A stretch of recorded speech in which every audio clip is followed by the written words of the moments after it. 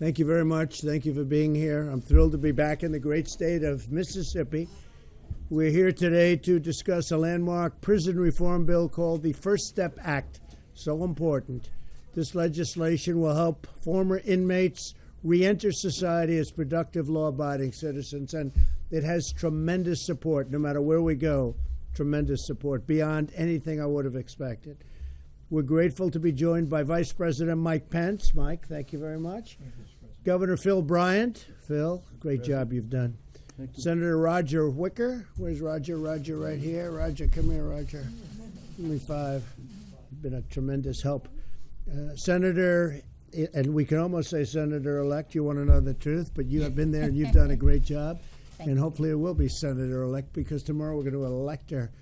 And we have a tremendous race going on, and Cindy Hyde-Smith has been fantastic. And she's been not only a great candidate, but she's been really an outstanding person in Washington for the short time and now for a long time, for many years, we hope, Cindy.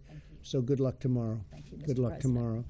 Senator Lindsey Graham, who's my friend and done a fantastic job, especially with the hearings on Justice Kavanaugh. That was an amazing moment, I will tell you. Jared Kushner has worked so hard on what we're here about tonight. Jared, thank you. Fantastic job. And a number of the tremendous Mississippi law enforcement leaders who will be talking in a little while. I think we're going to be hearing some of their comments and suggestions, Phil, and I look forward to that. The First Step Act has been a great bipartisan effort, and I look forward to continuing to be partners with Cindy and all of the people, Roger, the people of Mississippi who have worked so hard on legislation, and this legislation in particular. What we'll have here is communities will be safer by helping inmates gain the skills that they need to obtain jobs and stay out of prison after they are released, which has been a tremendous topic. I think we've helped a lot because the economy is so good that a lot of people that would not have had a chance, Phil, you know this, that they would not have had a chance, they're now getting jobs. And the people that are hiring these people are saying some incredible things. I guess not in all cases, but in many cases, right? That's right. It's not in all cases for anyone, but frankly, they are getting phenomenal reviews, so that's really good. So the economy is a big factor. Enact reasonable sentencing reforms to ensure fairness while keeping dangerous criminals off the street. So important. And revitalize our criminal justice system to be tough on crime, but also smart on crime. So I think what I'd like to do is maybe just go around, and I'd love to start with you because you have done such a great job. Phil's told me all about you, and maybe I'd like to start with you and hear your ideas and any suggestions on the bill. Mr. President, Thank you very much. Thank you so much. I appreciate the opportunity to be taking part in such a most important conversation, criminal justice reform, Yes. and being a member of the correctional system, the leader of the correctional system, recognizing that there had to be a shift in our focus from true incarceration to rehabilitation and reentry. We've done tremendous efforts in Mississippi with our criminal justice reform legislation that we passed in 2014, House Bill 585, that was sweeping criminal justice reform to address those issues of sentencing reform, to look at who we're incarcerating, the reasons that we're incarcerating those people, and for the length of those sentences, recognizing that not everyone belongs in the criminal justice system Right. in prison, and that we had to have some alternatives to incarceration. So with the support of Governor Bryant and our legislative body, we've made some great changes in our process. The department now has more reentry services, and we know that it takes resources to be able to do that. That vocational training, we have to address all of those issues that cause people to recidivate. We have to address their housing needs, their employment needs, their educational needs, and their substance abuse and mental health needs. Our correctional system in Mississippi has approximately 19,400 people in it. We were able to divert that population with our criminal justice reform legislation. From 2013, we were projected to grow well over 23,000 people. We've made some successes in reducing our population to 19,004, but we have much more work to do. And so with all of those measures that we're trying to put in place, like you said, being smart on crime reduction, that we're addressing their reentry needs and making sure that they have vocational training when they leave our system, making sure that we are getting them transitional housing so that they have a place to go once they leave, and that we're making sure that we address all of those needs. our system has approximately 2/3 of it that have substance abuse issues, Right. whether it be alcohol-related issues or substance abuse. And so we knew that we had to expand what we were doing from an alcohol and drug treatment standpoint. We were able to get a grant. And I don't want to talk too long, Mr. President. No, that's but okay. No, it's very yeah, fascinating what you we said. had- Great story. Yeah, no, you go ahead. She's very passionate and really knowledgeable. That's very nice. Go ahead, I please. appreciate it. We were able to get a grant with the Department of Mental Health.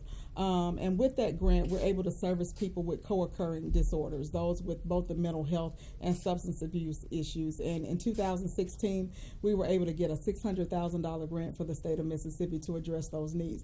We've done so well with those measures, they've extended our grant, and so we've extended for 3 years to Great. expand in other counties across the state to address those needs. And so we recognize that unless we deal with that population from a mental health and substance abuse standpoint, Right. we're going to lose. And so we're expanding our services in that regard. But we're also addressing the vocational training. That is a great need. Like you talk about that second chance employment, that the Right. private sector has now got on board with us and said, okay, what can we do to help you re-employ these people that are leaving our correctional system? We know that anywhere from 90 to 95% of the people in our system are coming back to our communities. So we want to make sure that they're coming back better than they were when they were in our system. So we're making sure they get that vocational training that they need. One new program that we had, and I think the governor's proud of it, is our CDL program, because we know the trucking industry is one of those industries that employs a lot of people returning Right. to the communities. And so Commercial driver's license. that's right. That's right. So with those commercial driver's licenses, we're going to be able to employ a lot of people leaving our correctional system. So the construction industry, the trucking industry, as well as the factory-related businesses. Nissan has come on as a very good Right. partner of ours. The Brown Bottling Group, all of those industries have said we're willing to offer second chance employment. So we recognize that as a benefit to the department, and we're going to continue to do more of that in expanding those programs, but recognizing that it's going to take the resources, that you have to invest in corrections in order for us to realize those great benefits. And we're doing that with the help of the governor and others in the state of Mississippi. And so we're on track to ultimately save the state $264 million over a 10-year period. And better lives. That's right. That's right. To make more taxpayers than tax burdens, and that's what we're all focused on doing. And investing in corrections and investing in the criminal justice system is ultimately investing in true public safety and crime reduction, and that's what we're all about. Boy, that is so great. Such passion too. Well, It's really a fantastic job you just did, and the level of that is really. Would you say, Lindsay, that is great passion, and that's why you're so good at what you're doing. And I've heard you've had tremendous success. Phil told me about it. I want to appreciate just it. thank you very much. Thank you. I Beautiful appreciate it. job. Thank Really you. beautiful job. Thank you. Have you Phil, seen how any about you changes? saying a couple of You know, words? you've heard from me, and Police did such a good job, Commissioner Hall. But these ladies here have a very special. You've got a prosecutor and a Miss Mississippi. Now, and that's really an example, along with corrections and law enforcement, of who would support this bill. So maybe we could hear from a tough district attorney and Angel, if you'll talk a little bit about the president from a prosecutorial side. Yes, sir. Thank you, Mr. President. Thank you. As prosecutors, we basically have two categories of offenders we deal with. We've got the violent, habitual, major drug traffickers that need to be in prison to protect society. But then we've got this category of people who are low risk and who can be rehabilitated. And so criminal justice reform in Mississippi is working. What they did for us is they left intact our ability to deal with these dangerous offenders and keep them in prison, but opened the door for more people to be eligible for alternative sentencing, like the recidivism reduction program in MDOC, or our drug courts. Our drug courts are a Mississippi success story. And so those are things that are important to prosecutors. I can tell you that it's working here, and I believe that your act is going to work as well. That's Paige fantastic. is, as you can probably tell, is a pretty special young lady. Right. She said a few challenges in life, but her platform as Miss Mississippi is to take on this corrections reform, and we love her to death, and we're so very proud of her. I want me to speak. I do a lot, and I've seen a lot, and I'm very fond of this bill because I see the impact that it can have, and the most important thing, you know, when it comes to inmates is reintegrating them into society and them being successful and reducing the recidivism rate, which is incredible.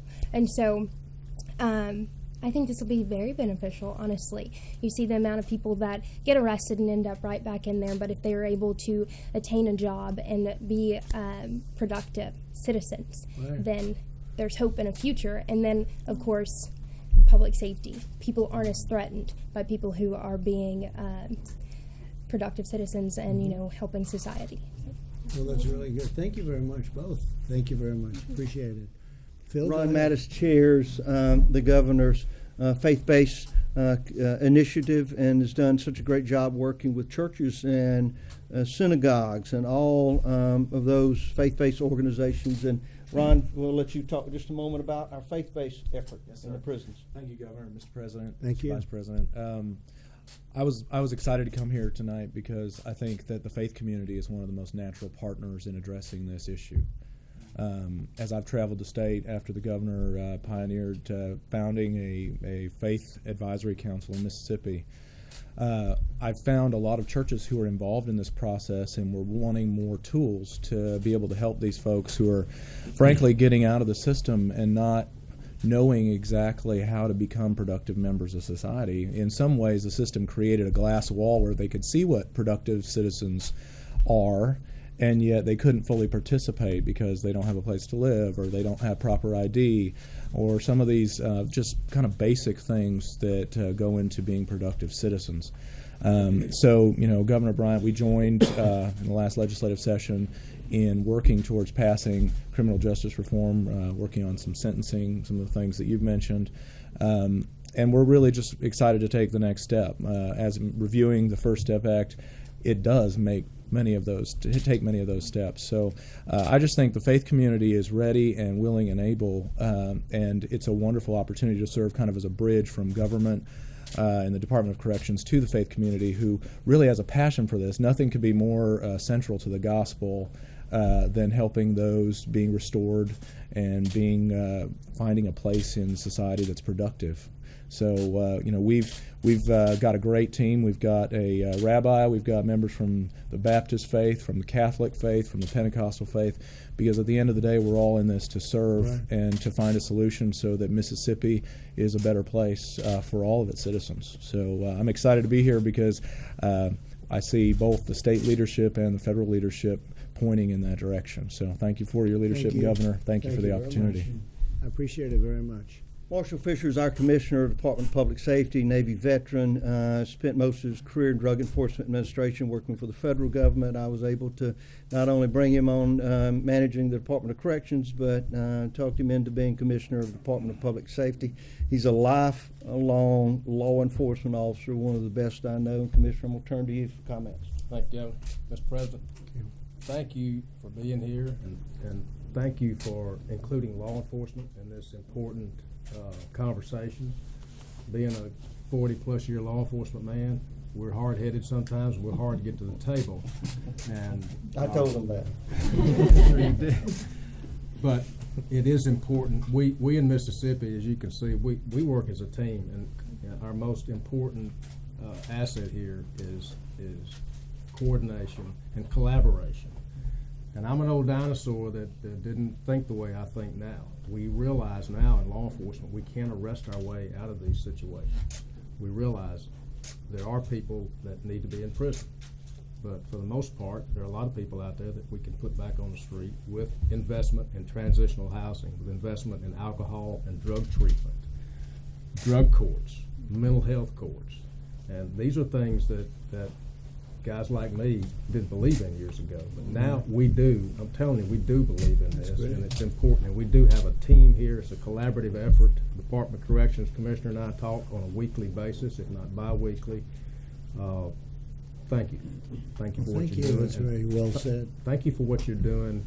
So you're and now a effort. believer. You wouldn't have been a believer 10 years ago, maybe. I wouldn't have been a believer 5 years ago. That's fantastic. But, So what changed your mind?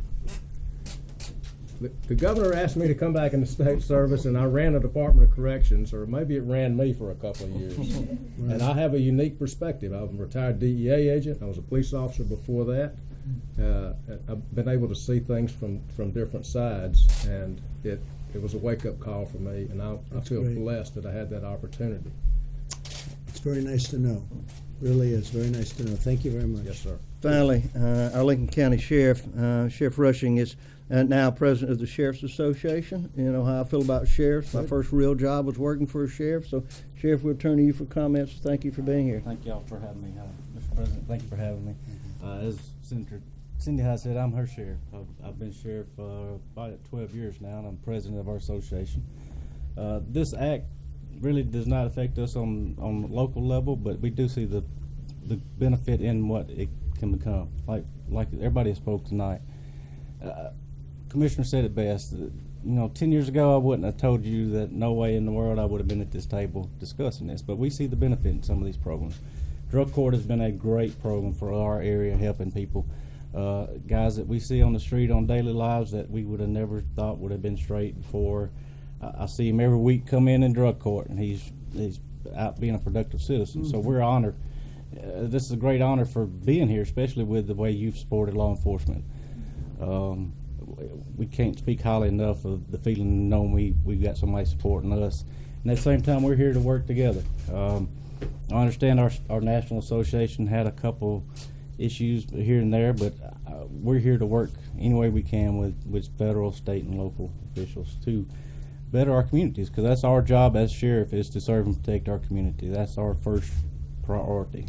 But I'm honored to be here, and thank you, Sheriff. Thank y'all for being here. Appreciate it very much. Thank you very much. Yes, sir. Roger, would you say a few words, please?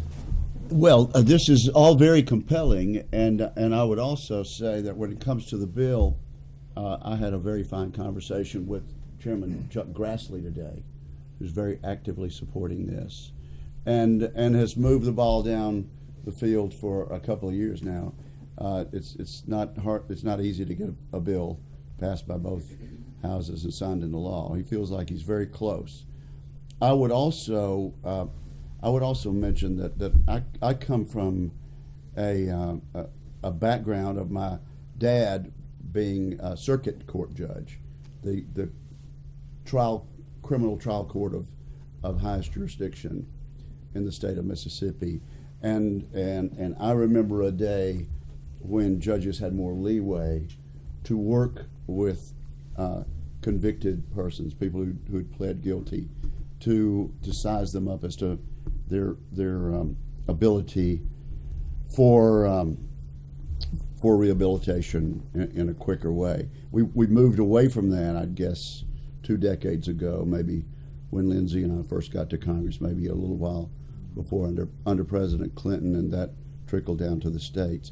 It's also impressive to me that this bill, through the leadership of Jared Kushner, has passed the House of Representatives in essentially the same form, and I'm impressed by that.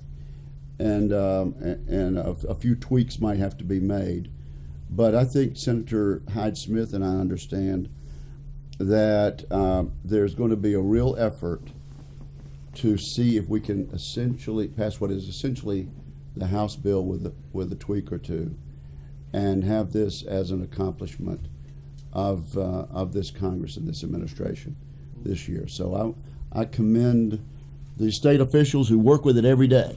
You've got the chief corrections officer of the state, you've got the chief law enforcement officer of the state, you have the clergy mentioned, you have people on the local level, you have a prosecutor, and you've got Asia with her own personal testimony and story, and it's quite compelling. Thank you, Roger. That's very nice. Cindy? Well, Mr. President, as I've said many times, there's 2 types of inmates. Ones you're scared of and ones you're mad at because they did something stupid when they were young. For the ones you're scared of, we've got a place for them. Mm-hmm. But so many people, as he referred many years ago, would say, lock them up and throw away the key. Everybody in Policia Hall's record keeping, there's a release date down there.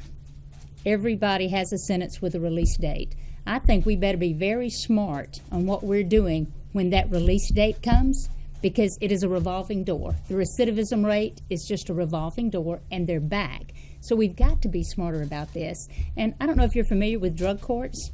Drug courts are working fantastic in Mississippi. These are inmates who have to be spoon-fed. They have to come once a week. They have to be tested for drugs. They have to tell the judge, are you employed? Are you paying your child support? Did you do anything over the weekend concerning drugs? And When you get them to that point that they're reporting before a judge every week, you are spoon feeding them. But the best thing about that is because of this process, if they test hot for drugs or if they violate anything, a provision of drug court, they go to prison right then. Am I correct on that? Unless it's changed. And the original law that I helped pass as a state senator, there is no motion. The rest of the drug court participants, they see them put in an orange jumpsuit, they see them shackled, and they go out the door, and the next stop is prison. So you've got their attention, but it's people you just have to hold their hand every step of the way. So drug courts are phenomenal in Mississippi. Well, thank you, Cindy, very much. Appreciate it. And good luck tomorrow. Thank you. Big day. I'm passionate about this. All right. Jared, how about saying a few words? You've worked so hard on this. First of all, thank you for your leadership on bringing everybody together. I know we've been negotiating hard with the Democrats in Congress and with the Republicans for the last year and a half to try to get to this compromise, because these are very tricky issues and you have to make sure all the different voices are heard, especially the law enforcement community, which we spent a lot of time engaging with, and they've made a lot of changes to the bill along the way that have made it much better of a bill. One of the law enforcement officials we were talking with said, "I'm sorry we've been such a pain." I said, "No, that's how this process is supposed to go. If there are things that are bothering you, you're supposed to be asking for them, and we're supposed to be making modifications wherever we can and keeping the balance to get it done." When you put something into law, you never really know how it's going to turn out. But one of the great advantages of a law like this is we've based it on a lot of what's been done in a lot of the states like Mississippi. So I'm very confident that hopefully we'll get this passed, and I'm very confident that that it will be very successful in accomplishing the objectives of lowering crime in communities, helping people who have made mistakes in their life have a second chance or a third chance. But I think these programs will really make a difference for those people. And then also hoping to help us at the federal level reduce some of the money we're spending on housing people and putting that into the front end to make sure that we're preventing crime on the streets in the first place and putting the money with law enforcement and a lot of the areas that make a difference. So I think we all want the same thing. We want safer communities. We want people to have better opportunities and a better life. And also the point you made before is very true too. In a very tough employment market, we have record low unemployment now because the economy is doing well. We need workers. And so we've got a lot of people who are dying to be given a chance. And I know personally from my experience dealing with people who have been given that second chance, they don't take that for granted because they know that that comes with a lot of responsibility to the other people who they were in prison with, knowing that if they do well, it will make their employer more likely to potentially hire somebody and give a second chance to that person. If they screw it up, they know that it means that their friends and the people who they went through the system with will have a lower probability of getting a chance like they got. So I think this is really great legislation. I think it shows that people in Washington are working hard to really do good for the American people. And again, I don't think this could have gotten to where it is under any other president other than you. So really thank you, and thank you to the Vice President for your leadership on this, and thank you to Governor Bryan and all of you for the great work you've done in Mississippi to really make this happen. That's very good. Lindsay? Well, it'd be a great way to end 2018. Thank you. I hope we can bring it to the floor. We'll get 80 votes if we do. There's always a reason to vote no, but this is to the people of Mississippi, you should be proud of the folks at this table. This has been an amazing turnaround of how you approach incarcerating people. And 10% of the people in jail are at the federal level. And Jared, if this ever happens, it'd be because of your dogged determination. And when you jumped on board a couple of weeks ago, Mr. President, everything fell in place. So I'm hoping if Chuck and Mitch are listening, let's vote in the next couple of weeks. Let's end 2018 on a good note. I've been a prosecutor, I've been a defense attorney, I've been a judge. And now's the time to look at what's not working. And I promise you, if you keep doing the same old thing, you're going to get the same old outcome. And the people in Mississippi showed us, if you do something different, you'll probably get a better outcome. Well, thank you very much, Lindsay, and thank you for working on it. All of you, everybody in the room has been incredible. And I think what I'll do is I'll finish up with our great Vice President who has worked as hard or harder than anybody, other than maybe Jared, right? I think we have to say, Jared, you really have been. You really pulled it together, and it's been very popular. Some very strong law enforcement people have called me. They said, we love this. This has been, and you go to the state of Texas. You know, you think of Texas as a tough law and order state, and they've done it, and Kentucky and Georgia and a lot of great places, and the job you've done, Phil.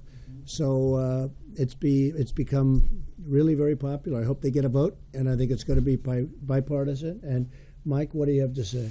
Well, thank you, Mr. President. And I think it's very clear, especially to the law enforcement and corrections leaders here, that this is a law and order administration. This president has supported law enforcement with resources and respect, and will continue to. I can promise you that. I checked the statistics today. FBI's unified crime reporting. Violent crime is down. Murder is down. We set a record for prosecuting violent criminals last year. But from very early on in this administration, this president recognized that the cycle of recidivism, where within the first 18 months, 30, in some cases 40% of inmates are back in prison, is a challenge in our communities, and a challenge that we need to confront with creative approaches. And I think one of our very early conversations, Mr. President, was about our efforts in the state of Indiana at criminal justice reform. And I want to thank Governor Phil Bryant for being such a great example of this on the national level, and working so closely with you and with the administration in sharing what Mississippi has done here. But what I would say to each and every one here is that this is a president who believes that breaking the cycle of recidivism for certain inmates that are qualified, with job training, with transitional housing, with access to faith-based and character-based programs that give them a way to take that first step to living as law-abiding citizens. Is a pathway towards safer communities and more secure communities, and it's consistent with this president's commitment to law and order. So I'm grateful to Senator Wicker and Senator Hyde-Smith and to Senator Graham for their expressions of support for this legislation. We'll be back on Capitol Hill tomorrow, and Mr. President, we'll be carrying your strong support for this legislation and your desire to see the Senate act and act before the end of this year in getting this bill to your desk, and really taking a first step toward a fresh start and a second chance for Americans who are currently in our correction system, but given the right tools, given the right transition, given the right educational opportunities, to be able to choose a better path, a better life for their lives, and for the safety and security and betterment of our communities. So thank you for your leadership, Mr. President. Thank you very much, It's an honor Mike. to be here with you. Such great progress has been made, and a lot of people are shocked, because when this began a long time ago, really, they've been trying to get it for years, but we're at a point now where we have a chance to take a vote. I think you're going to get, as Lindsay would say, 80. I don't know if it's 80, but maybe if it's 60, that'd be okay too. But actually would be disappointed. You want to know the truth. I think we want to see that support, because really it's going to be tremendous support. I really think it's going to be. Christmas present, Mr. President, Yeah. for a lot of families. It'll be a tremendous thing for our country. So I want to thank you all. Fantastic job, everybody. Appreciate it very much. And we will see you, and hopefully we'll have a little celebration in Washington fairly soon. This will be terrific. And good luck to everybody, and good luck to you tomorrow. Will you insist that Senator McConnell bring this bill to the floor before the end of the year? Well, we're Have you talking told to him him, that? and we're doing a count, and we want to make sure that we have the votes, because we don't have to bring it if we don't have the votes. But from everything that we're looking at right now, we have more than enough. So at a certain point, we'll have a talk. But if we have the votes, I'm sure that we'll be voting. Has he indicated President, that is the there schedule anything doesn't work? is there anything, sir, that you can do to negotiate with McConnell? Do you have leverage in any way? Can you threaten Well, him I with don't need anything? leverage. Look, he's a friend of mine. He's a really good guy, and I think he believes in this also, and he wants to make sure, like I do too. I want to make sure we have the votes, but we're looking like we have the votes as of right now, and maybe an abundance of votes. So I think we'll be okay. I think we're in pretty good shape. What do you think, Lindsay? I think you're right. Is he telling Have us you something changed privately? your mind? You heard law enforcement officials today talk about changing their minds in the last 5 or 10 years. What did you think about criminal behavior 10, 15 years ago? Have you changed your mind? Well, I think a lot of people have changed their minds. You know, it's a more modern system. It's a different system. When you see the tremendous success they've had in Texas and in Kentucky, where they've had great success, and in Georgia, where the governor's been speaking about it like it's almost a miracle, when you see one after another, and then you see Governor Bryant talking about it the same way. I mean, so many things are, now nothing's perfect, and it's a very complex subject, but I would say that a lot of people have changed their minds. I mean, my mind was never made up one way or the other. My mind was just on very strong law and order. But this is actually a part of it. And if you look at some of the people that are most supportive of this, I was going around, like as an example, Chuck Grassley and Rand Paul and Mike Lee and some people that you wouldn't necessarily expect. It's very impressive.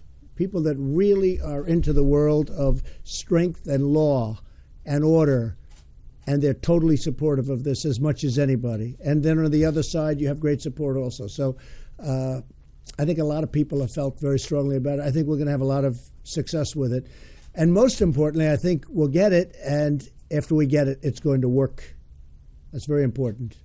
Thank you for the question. Mr. President, if the votes are there, do you want the Senate to stay in Washington until they pass this? Well, we'll see what happens. I think we're going to have a vote, and I think we should do it now rather than later. This is something that could also pass later, but we have such a good group of people right now and such great support. I think you're better off, let's take the victory for everybody, for Democrats and for Republicans. Very bipartisan, and I think we should take the victory. Criminal justice reform, in your view, more important than securing funding for building the wall? No, I think it's all, and you can do both. Really, you can do. I think the wall is a very important thing. Funding for the wall is very important. We're building big parts of the wall. You see that, and it's having a tremendous impact. In fact, the only little breach yesterday, we took care of it very nicely, quickly, and apprehended those that breached. Small breach was in one area where the wall wasn't quite built yet. It wasn't completed.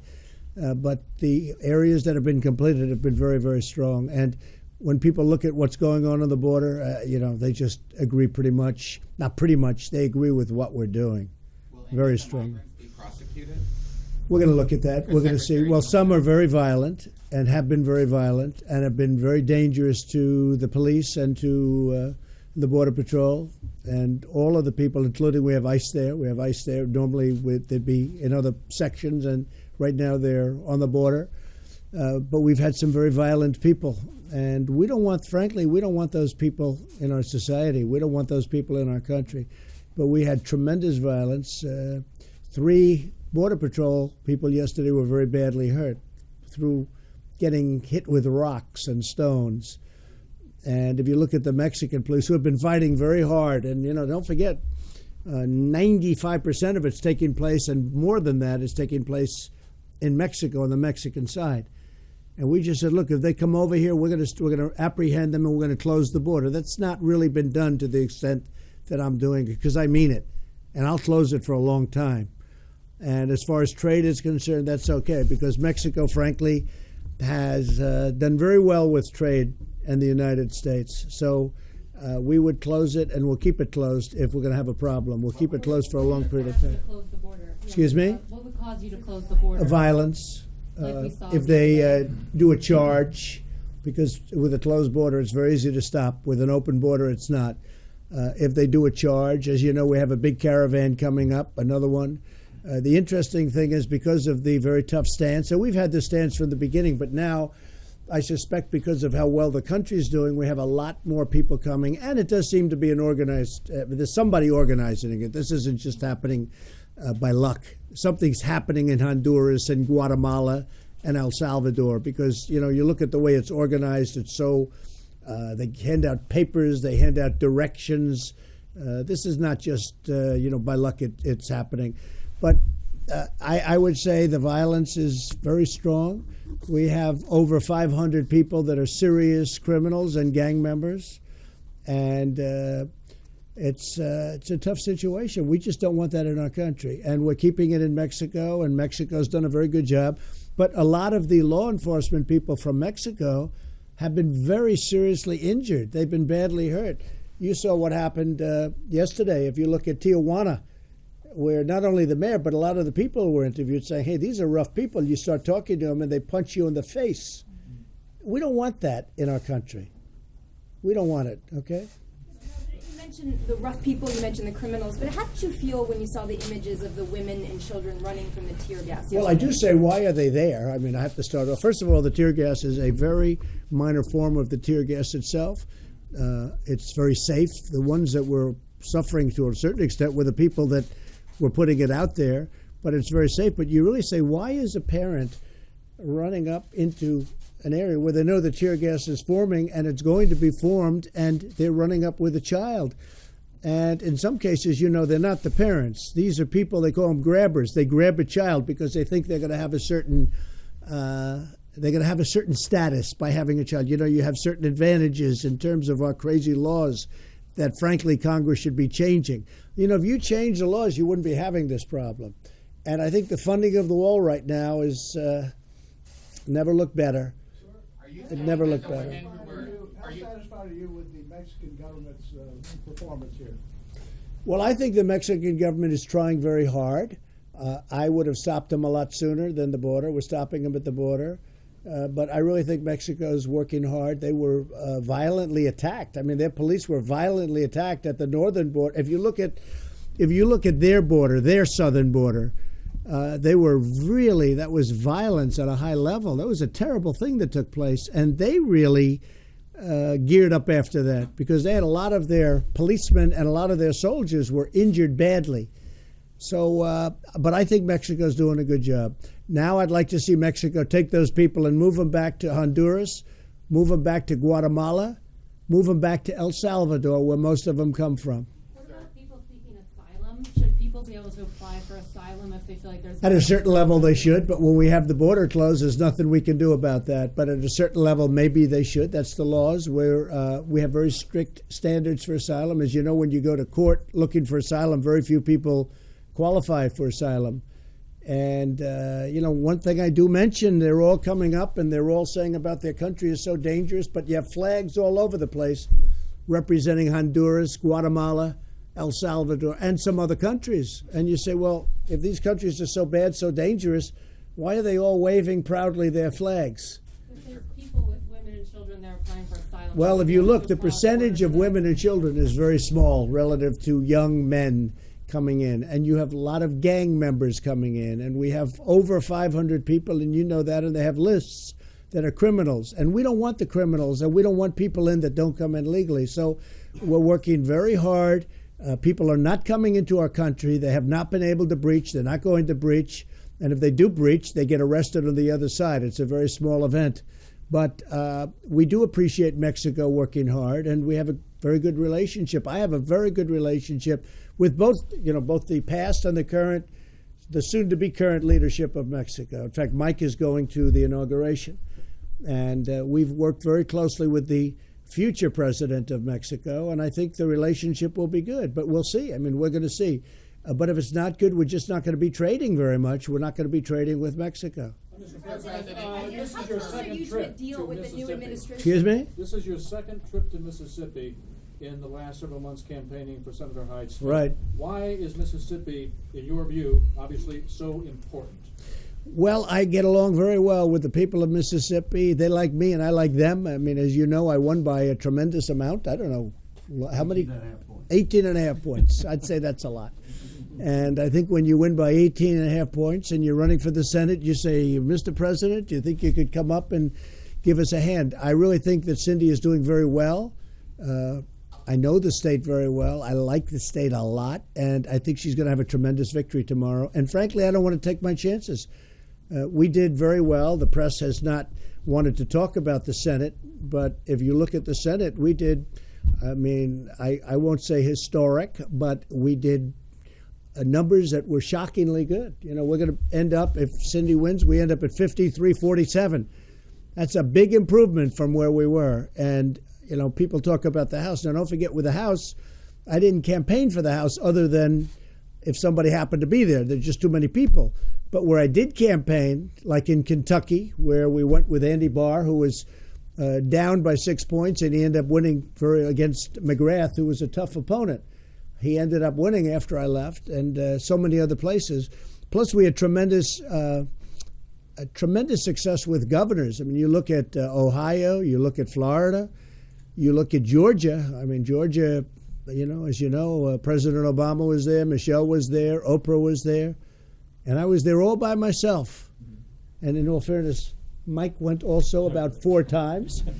That's true. I had Mike, and they had Oprah. I'll take Mike. You used the term cracker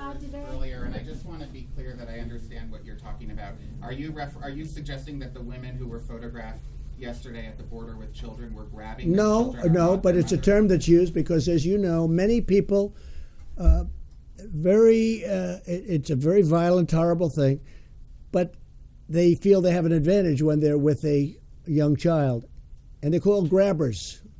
Well, that's a term I've heard, but that's what they're called, grabbers. They grab a child because when they have a child, they feel a lot safer. And I don't know who was there yesterday. I will say this: when you know there's going to be potential violence, you know there's going to be tear gas or something, you don't take your child and bring them there. So I can't tell you that, but I can say that all over the border, you have a lot of grabbers. You have a lot of people that grab children, and they have no idea who these children are. They're not parents.